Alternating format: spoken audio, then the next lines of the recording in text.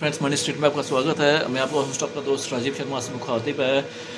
आज मैं बात करूंगा गोल्ड के रेट जो इतनी तेज़ी से बढ़ रहे हैं उसकी रीज़न क्या है। उसकी रीज़न सबसे बड़ी ये है कि जो एक अनसर्टेनिटी बनी हुई है वर्ल्ड जियो पोलिटिकल इन्वायरमेंट में, उससे कई सरकारें अपना पैसा गोल्ड में कन्वर्ट करके उसको सेव करने की कोशिश कर रही हैं। और दूसरी सबसे बड़ी रीज़न ये है कि पैसे की वैल्यू दिन ब दिन रिड्यूस हो रही है, और जिस वजह से लोग अपने पैसे को गोल्ड में कन्वर्ट करके उसको सेफ मान रहे हैं।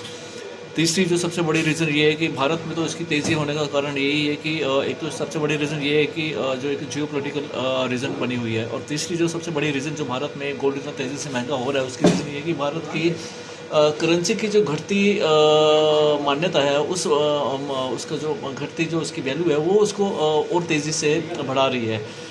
रिज़र्व बैंक ऑफ इंडिया ने गोल्ड की सर्कुलेशन थोड़ी कंट्रोल में रखी हुई है, जिससे गोल्ड की अवेलेबिलिटी बड़ी कम हो चुकी है, जिससे लोगों में एक अफरा तफरी का माहौल है और गोल्ड के रेट्स दिन ब दिन तेज़ी से बढ़ रहे हैं।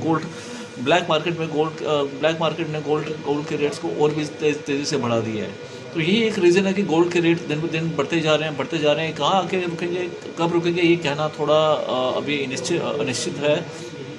और इसमें तो कुछ क्रिप्टो करेंसीज़ के जो प्लेयर हैं वो भी काफ़ी बड़ा रोल प्ले कर रहे हैं। स्पेशली जैसे मैंने पहले बोला था, अपने ही एपिसोड में मैंने बोला था कि टीथर जैसी क्रिप्टो करेंसी ने जो गोल्ड बेस्ड कंपनी है उसने इस साल अन्य सेंट्रलाइज्ड बैंकों से ज़्यादा गोल्ड को फिजिकल फॉर्म में ख़रीदा है। तो ये कुछ रीज़न है जिससे गोल्ड के रेट दिन ब दिन बढ़ते जा रहे हैं और बिगड़ते जा रहे हैं, और इसका असर यहाँ की हर कंट्री की इकॉनमी के ऊपर पड़ रहा है। मैं भारत की इकॉनमी की बात करूँगा। भारत की इकॉनमी में इसका बहुत ज़्यादा असर पड़ रहा है। लोग अपने पैसे की लिक्विडिटी, अपने पैसे की वैल्यू और बढ़ाने के लिए उसको गोल्ड में कन्वर्ट करने की कोशिश कर रहे हैं, लेकिन उनको शायद ये पता नहीं है कि एक टाइम पर आके ये हो सकता है कि ये वैसी रिटर्न ना दे जैसे लोग एक्सपेक्ट कर रहे हैं।